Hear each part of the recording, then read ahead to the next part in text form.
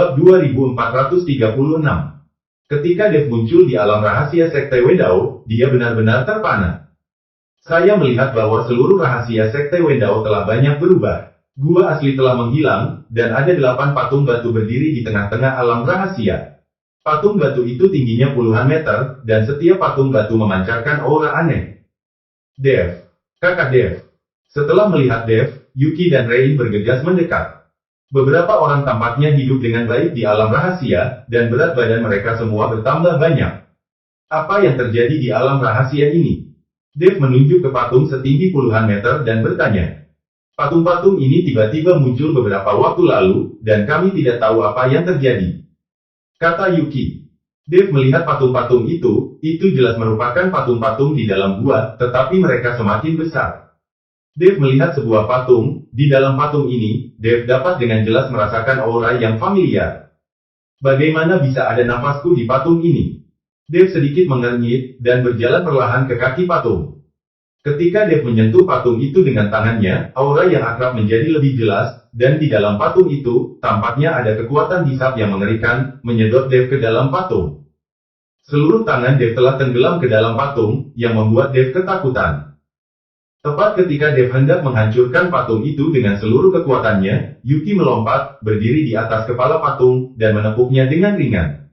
Hisapan yang tidak bisa dijelaskan menghilang seketika, dan Dev mengeluarkan tangannya keluar dari patung itu. Apa yang terjadi? Dev bertanya pada Yuki dengan kaget. Setiap patung di sini sesuai dengan seseorang di sini.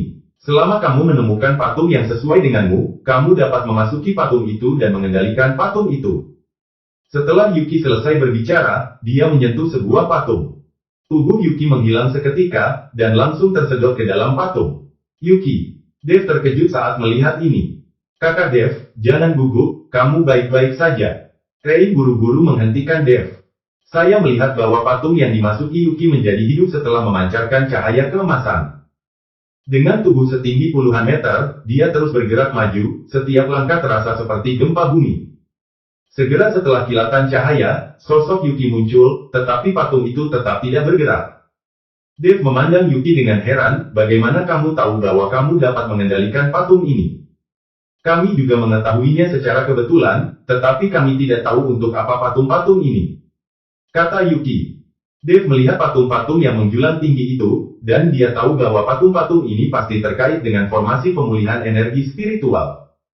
Namun, Dev masih belum tahu kapan formasi pemulihan energi spiritual akan diluncurkan, atau bagaimana patung-patung ini akan digunakan. Kakak Dev, mengapa kamu datang dan melihat kami? Rein bertanya pada Dev. Aku merindukanmu, datang menemuimu, dan ada hal bahagia lain yang ingin kuberitahukan padamu. Dev tersenyum sedikit, dan mengikuti Yuki tentang menyelamatkan dirinya dari ibunya. Kamu benar-benar menyelamatkan Bibi. Bagus sekali. Yuki juga sangat senang setelah mendengar ini.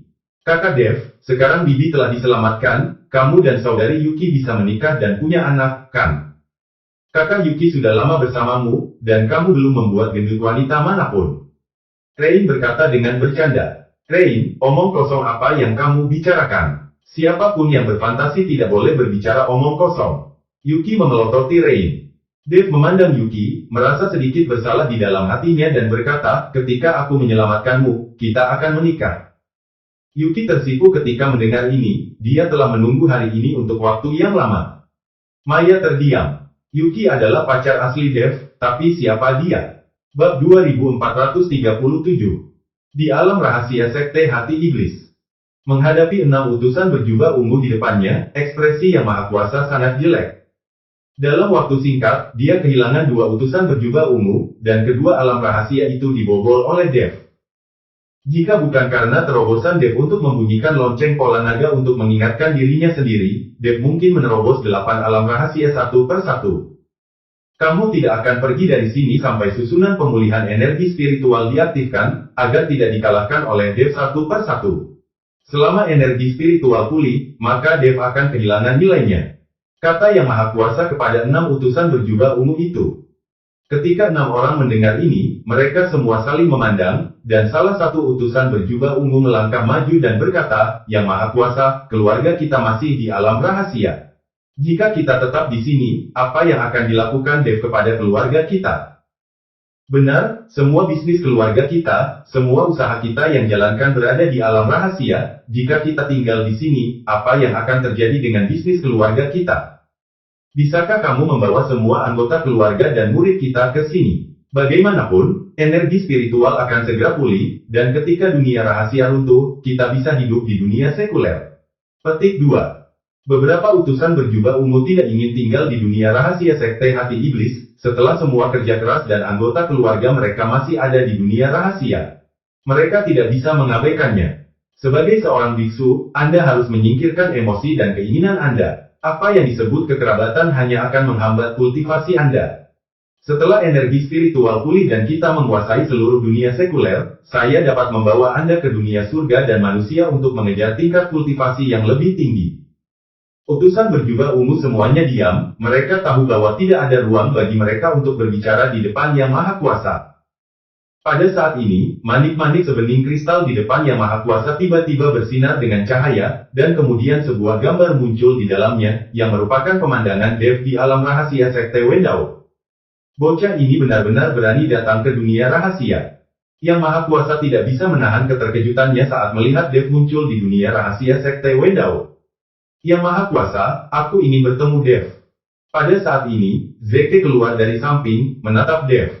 Dia mengikuti Dev untuk melakukan perseteruan yang mematikan. Untuk mengalahkan Dev, Zeke membayar banyak, dan sekarang saatnya dia membalas dendam.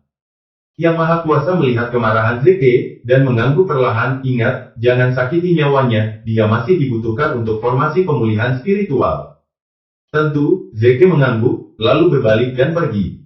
Lalu Yang Maha Kuasa berkata kepada 6 utusan berjubah ungu, ikuti dia, dan buat supaya Dev itu tinggal di alam rahasia Wendao, agar dia tidak membuat masalah di mana-mana. Kata Yang Maha Kuasa jadi mengirim 6 utusan berjubah ungu takut Zeke akan marah dan membunuh Dev, yang akan merepotkan. Ke-6 utusan berjubah ungu dibawa pergi. Jika mereka bisa menahan Dev di dunia rahasia, mereka tidak perlu mengkhawatirkan keluarga mereka. Tapi membuat 6 utusan berjubah ungu pergi untuk membantu Zeke, mereka sangat kesal. Pada saat ini, di ranah rahasia sekte Wendao, Dev menjelajahi seluruh ranah rahasia. Kecuali patung-patung yang tingginya puluhan meter ini, tidak ada kelainan lain, dan Dev tidak menemukan jejak formasi sihir. Oleh karena itu, Dev tidak tahu bagaimana sekte Wendao mengatur formasi pemulihan energi spiritual. Formasi lingkaran sihir apapun akan meninggalkan jejak dan aura, tetapi Dev mencari dan tidak dapat menemukannya. Dev, sebaiknya kamu pergi, kami baik-baik saja di sini, dan tidak dalam bahaya. Jika orang-orang dari sekte hati iblis tahu bahwa kamu ada di sini, itu pasti akan berdampak buruk untukmu. Yuki membujuk Dev untuk segera pergi dari sini. Bab 2438. Jangan khawatir, aku pasti akan kembali dan menyelamatkanmu. Dev membelai wajah Yuki dengan lembut, lalu berbalik dan berencana untuk pergi. Tapi ketika Dev berbalik, sebuah cahaya tiba-tiba menyala, dan sosok Zeke langsung muncul di depan Dev. Ketika Dev melihat Zeke, dia tertegun. Zeke, kamu belum mati. Dev memandang Zeke dengan tidak percaya. Pada saat ini, aura Zeke telah mengalami perubahan yang mengguncang bumi, dan lengan yang patah telah kembali. Dev, aku belum membalas dendamku, bagaimana aku bisa mati? Jika aku mati, kamu akan mati sebelum aku. Kata Zeke dengan arogan. Saat ini, Zeke tidak lagi memiliki Dev di matanya, menurut pendapatnya, Dev bahkan tidak memenuhi syarat untuk bertarung dengannya. Kamu sangat percaya diri, aku tidak tahu apakah kepercayaan dirimu berasal dari roh jahat di tubuhmu. Kata Dev dengan senyum tipis. Menurutnya, Zeke mengirimkan sumber dayanya sendiri, dan roh jahat di tubuhnya pasti akan membuat pola daunnya lebih kuat. Berhentilah bicara omong kosong, aku akan memberitahumu dari mana kepercayaan diriku berasal sebentar lagi. Setelah Zeke selesai berbicara, kulitnya menjadi suram, dan aura di tubuhnya mulai naik perlahan. Pada saat ini, beberapa sinar cahaya kembali menyala, dan 6 utusan berjubah ungu muncul. Melihat 6 utusan berjubah ungu, Dev langsung mengerutkan kening. Dia tidak menyangka 6 utusan berjubah ungu datang sekaligus. Jika hanya ada 1 atau 2 utusan berjubah ungu, Dev tidak akan takut. Tapi 6 utusan berjubah ungu datang tiba-tiba, yang membuat Dev sangat pasif. Melihat ini, Yuki dan Rei buru-buru memasang postur, tidak peduli apa, tidak mungkin bagi mereka untuk mengabaikan kesusahan Dev. Zeke, apakah kamu tahu bahwa kamu bukan lawanku karena kamu selalu dikalahkan, jadi kamu secara khusus memanggil pembantu, berniat untuk menggertak orang dengan membawa lebih banyak orang. Dev berkata kepada Zeke dengan wajah mengejek. Zeke melihat tatapan mengejek Dev, lalu keenam utusan berjubah ungu, dan sudah sekarat karena amarah di dalam hatinya. Di masa depan, jika aku bergerak, tidak satu pun dari kalian berenam yang diizinkan bergerak, apakah kamu mendengarku? Zeke berkata kepada 6 utusan berjubah ungu dengan nada teratur. Pada saat ini, hati Zeke membengkak hingga ekstrim, dan dia bahkan tidak memperhatikan utusan berjubah ungu itu, karena dia tahu bahwa sebagai tubuh iblis api, dia sangat dihargai oleh Yang Maha Kuasa.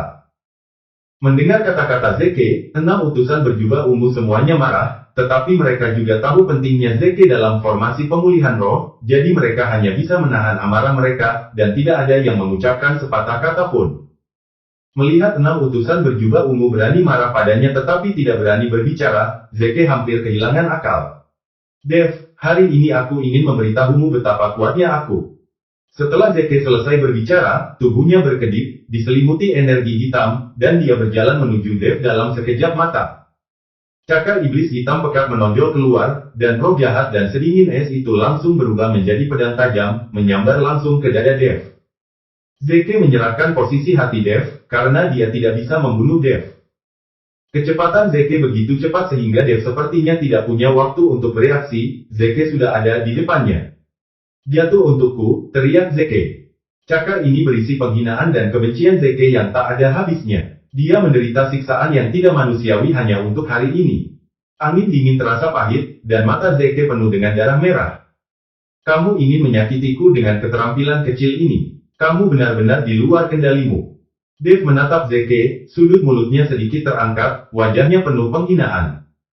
Tepat ketika cakar Zeke mencapai dada Dev, tubuh Dev tiba-tiba meledak dengan cahaya keemasan yang menyilaukan. Tubuh emas yang tidak bisa dihancurkan diaktifkan, dan seluruh tubuh Dev ditutupi sisik emas. Dan, di tengah kepanikan Yuki dan yang lainnya, Zeke mencengkeram dada Dev dengan satu cakar. Bab 2439 Dev. Kakak Dev. Melihat ini, Yuki, Maya dan Rain semuanya mengeluarkan semburan aura, dan mereka ingin menuju Zeke. Namun segera, mereka berhenti dan menatap kosong ke arah Dev. Cakar Zeke tidak memercikkan darah, dan tidak ada retakan di hati atau usus. Ada cibiran di wajah Dev, dan dia menatap Zeke dengan jijik. Senyum Zeke membeku di wajahnya, penuh ketidakpercayaan. Dia hampir mencoba yang terbaik dengan cakar itu barusan, Dev tidak mengelak sama sekali, dan dia tidak bisa melukai Dev. Sekarang Dev berdiri diam, bahkan Zeke tidak bisa menyakiti Dev sedikit pun. Bagaimana ini mungkin? Ini benar-benar tidak mungkin. Zeke memandang Dev, matanya penuh keengganan. Untuk mengalahkan Dev, dia mengalami pengalaman yang tidak manusiawi. Sekarang setelah dia selesai, dia pikir dia bisa menghancurkan Dev dan membalas dendam dengan mudah. Tapi sekarang sudah berakhir, dia masih bukan lawan Dev. Sekarang bukan hanya dia bukan lagi lawan, dia bahkan tidak memiliki kemampuan untuk menyakiti Dev. Kesenjangan psikologis semacam ini membuat Zeke bodoh. Tidak hanya Zeke, 6 utusan berjubah ungu di samping juga mengerutkan kening. Mereka tidak menyangka kekuatan Dev akan tumbuh begitu cepat. Di masa depan, selama kamu berkultivasi, apakah kamu membuat kemajuan? Izinkan saya memberitahu Anda tidak akan pernah bisa melampaui saya. Dev mencibir, lalu menendang Zeke dengan tendangan. Zeke terbang keluar, tubuhnya seperti layang-layang dengan tali putus, tiba-tiba terbang, dan langsung jatuh ke tanah dengan keras. Brak, puff. Zeke memuntahkan seteguk darah ke tanah, setengah dari darah itu berasal dari cedera, dan setengah dari aliran api. Kenapa tepatnya? Zeke menghela nafas dalam-dalam. Dia merasa bahwa Tuhan tidak adil padanya. Dia berlatih dengan sangat putus asa hingga dia bahkan melemparkan dirinya ke dalam api penyucian dan menderita siksaan yang tidak manusiawi. Tapi pada akhirnya, dia masih bukan apa-apa. Pukulan seperti ini membuat Zeke sulit untuk menerimanya untuk sementara waktu.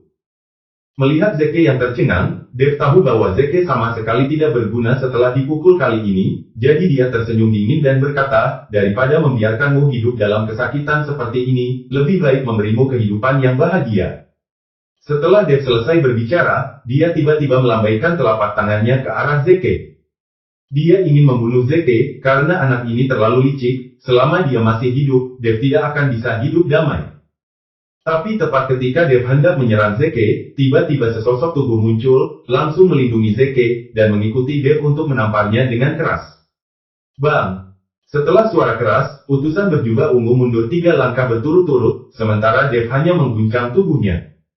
Utusan berjubah ungu itu sangat terkejut, sementara utusan berjubah ungu lainnya bergegas maju dan mengepung Dev saat mereka melihat ini. Apakah kalian berencana untuk menggertak satu orang dengan lebih banyak orang? Dev melirik 6 utusan berjubah ungu dan bertanya dengan dingin. Dev, kami tidak akan membunuhmu, tapi sebaiknya kamu tetap di sini dengan patuh dan jangan pergi kemana-mana. Jika kamu tidak mendengarkan, maka jangan salahkan kami karena bersikap kasar padamu. Utusan berjubah ungu berjalan ke Dev dan berkata. Dev mendengar suara yang agak familiar, dan tiba-tiba teringat bahwa itu adalah suara Kuil Yu. Dev tidak menyangka bahwa Kuil Yu, yang paling banyak berbicara di 8 alam rahasia. Ternyata dia juga salah satu utusan berjubah ungu. Kamu masih membutuhkanku untuk mengaktifkan formasi pemulihan energi spiritualmu, jadi kamu tidak berani membunuhku sama sekali. Karena kamu tidak berani membunuhku, maka aku tidak perlu mendengarkanmu, apa yang bisa kamu lakukan. Petik 2. Aku akan keluar. Dev berjalan lurus menuju perbatasan alam rahasia Sekte Wendao. Ketika Kuil Yu melihat ini, wajahnya memerah karena marah, dan dia hanya bisa berteriak, hentikan dia, kamu tidak bisa membunuhnya, tapi itu tidak berarti kamu tidak bisa menghapusnya, biarkan dia dihapuskan, mari kita lihat bagaimana merajalela dia. Setelah selesai berbicara, beberapa utusan berjubah ungu semuanya bergegas menuju Dev. Bab 2440. Dev menghadapi 6 utusan berjubah ungu, kepercayaan di hatinya sudah lama hilang, tetapi tepat ketika Dev ingin berurusan dengan 6 utusan berjubah ungu. Tiba-tiba, terdengar teriakan keras dari belakang, dan Zeke berdiri, dan berkata dengan marah, kalian semua berhenti, Dev akan diserahkan kepadaku, dan aku akan mengubahnya menjadi tongkat. Keenam utusan berjubah ungu menoleh ke belakang, dan menemukan bahwa seluruh tubuh Zeke memancarkan roh jahat, dan seluruh tubuhnya tampaknya telah tumbuh banyak. Segera setelah itu, semburan kabut hitam mengembun di belakang Zeke, langsung berubah menjadi dewa jahat neraka yang tinggi dan perkasa. Saya melihat dewa jahat ini memegang pedang bermata 2, matanya terbuka lebar, dan wajahnya penuh keganasan. Melihat pemandangan ini, 6 utusan berjubah ungu semuanya terkejut, dan buru-buru berhenti, memberi jalan bagi Zeke. Zeke berjalan menuju Dev, dan dengan setiap langkah yang dia ambil, dewa jahat di belakangnya juga maju selangkah, dan paksaan tanpa akhir terus memancar ke arah Dev. Dev, jangan lupa, aku adalah tubuh iblis api, dan aku memiliki fisik yang berbeda dari orang biasa. Zeke memelototi Dev, dan saat Zeke semakin dekat dengan Dev, di belakang Zeke, dewa neraka yang jahat semakin tinggi dan tinggi. Dev, pergilah ke neraka. Zeke meraung dengan marah. Dewa neraka yang jahat juga meraung, dan ketika kedua bilah di tangannya bersentuhan, kekuatan tak terbatas meledak. Tetapi ketika dewa jahat neraka melancarkan serangan ke Dev, langit tiba-tiba menjadi gelap, dan kemudian sebuah tangan besar turun dari langit, langsung menamparkan dewa jahat neraka, dan langsung menamparkan dewa jahat pergi. Apakah kamu mengabaikan kata-kataku? Dari langit, suara perkasa itu datang perlahan. Mendengar suara yang maha kuasa, Zeke gemetar ketakutan, dia benar-benar marah barusan, dan dia ingin membunuh Dev. Jika Dev benar-benar terbunuh, itu akan menjadi malapetaka. Yang Maha Kuasa, bawahan tahu kesalahannya, tolong maafkan aku sekali. Zeke buru-buru berlutut dan memohon belas kasihan. Kamu sama sekali bukan tandingan Dev sekarang. Kekuatan orang ini jauh melebihi kekuatanmu. Kamu harus terus berlatih. Sekarang kamu harus mengesampingkan pikiran balas dendam yang mengganggu dalam pikiranmu dan fokus pada latihan. Paham? Yang Maha Kuasa berkata kepada Zeke. Yang Maha Kuasa, Dev ini membunuh ayahku dan menindasku sepanjang waktu. Aku berlatih mati-matian hanya untuk mengalahkannya dan membalaskan dendam ayahku. Kata Zeke keras. Dari sudut pandang Zeke, dia tidak bisa mengalahkan Dev karena dia tidak mengaktifkan tubuh api, jika tidak, Dev tidak akan menjadi lawannya sama sekali. Suara yang Maha Kuasa tidak datang, tetapi telapak tangan besar tadi perlahan menghilang, dan dewa jahat neraka yang tersebar kembali ke punggung Zeke. Zeke sepertinya mengerti arti yang maha kuasa, dan buru-buru berdiri dan menatap Dev, matanya sedikit menyipit, penuh niat membunuh, dan berkata, Dev, hari ini aku ingin membiarkanmu merasakan bahwa hidup lebih buruk daripada kematian. Setelah itu, ada kilatan cahaya di sosok Zeke, dan kemudian tubuh Zeke bergabung dengan Dewa Jahat Neraka. Dewa Neraka raksasa datang ke arah Dev, mengayunkan pedang gandanya. Melihat ini, Dev membalik tangan kanannya, dan pedang pembunuh naga muncul di tangannya. Dengan blok miring ke depan, dia memblokir pedang depan ganda dari Dewa Jahat Neraka. Tetapi pada saat ini, Dev hanya merasa bahwa pedang pembunuh naga di tangannya bergetar lagi secara tidak normal, dan kali ini bergetar sangat keras. Dev ingin mengendalikan pedang pembunuh naga, tetapi itu tidak berhasil.